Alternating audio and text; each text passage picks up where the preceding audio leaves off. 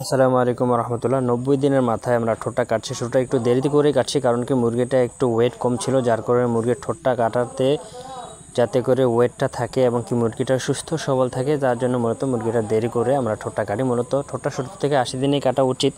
আপনারা 70 দিন থেকে 80 দিনে কাটার চেষ্টা করবেন। তারপরেও মুরগিটা যেহেতু দুর্বল ছিল, সেই জন্য মুরগিটাকে ভালো করে খাবার দিয়ে, পানি দিয়ে, ওষুধ দিয়ে মুরগিটাকে সুস্থ সবল করে তারপর কিন্তু আমরা মুরগিটাকে ঠোঁট কাটছি।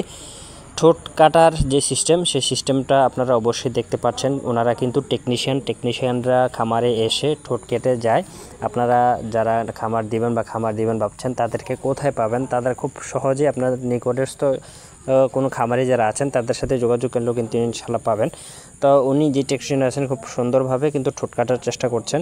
এখন যেহেতু আমরা এখানে ঠোঁট কাটবো, ঠোঁট কাটার আগে কিছু এবং পরে এবং ঠোঁটটা কেন কাটা হয় সে বিষয়টা নিয়ে এখন কথা বলার চেষ্টা করবো ইনশাল্লাহ।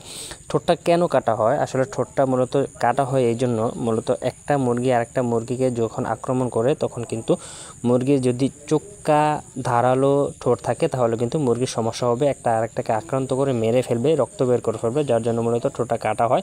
মুরগি কিন্তু একটা আরেকটাকে আক্রমণ করে, কখন আক্রমণ করে? যখন মুরগিটা সঠিকভাবে খাবারটা না পায়, এগুলো আক্রমণ করার চেষ্টা করে, সেজন্য মূলত আমরা ঠোঁটা কাটি। তাছাড়া ডিম এমনকি অন্যান্য যেই ডিমেও কিন্তু মুরগির ঠোকর মারে, যার কারণে ডিমটা নষ্ট হয়ে যাওয়ার সম্ভাবনা সবচেয়ে বেশি। আবার মুরগিটা যখন খাবার খাবে তখন কিন্তু চিকন মুখ দিয়ে যে খাবারটা খাবে, এখন কিন্তু মুরগির ঠোঁটের পরিধিটা বৃদ্ধি পাবে ঠোঁট কাটার ফলে, যার পরে কিন্তু খাবারটা সঠিকভাবে গ্রহণ করতে পারবে। আর ঠোঁট কাটার আগে এবং পরে কিছু করণীয় রয়েছে, সেগুলো নিয়ে এখন কথা বলার চেষ্টা করবেন ইনশাআল্লাহ।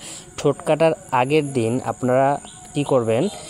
ভিটামিন কে অথবা রেনাকে আপনারা ব্যবহার করবেন, এটা রক্ত জমাট বাঁধতে সহায়তা করবে।